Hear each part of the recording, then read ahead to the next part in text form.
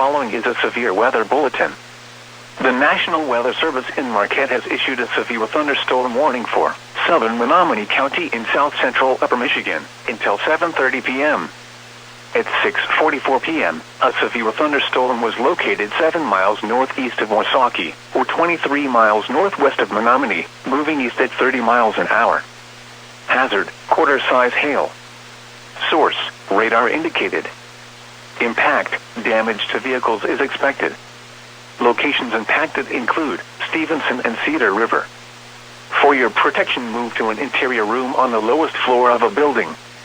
Repeating, a severe thunderstorm warning has been issued until 7:30 p.m. for the following county: Menominee, Michigan.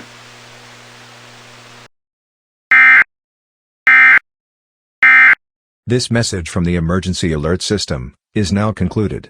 From WeatherScan 24/7 online radio.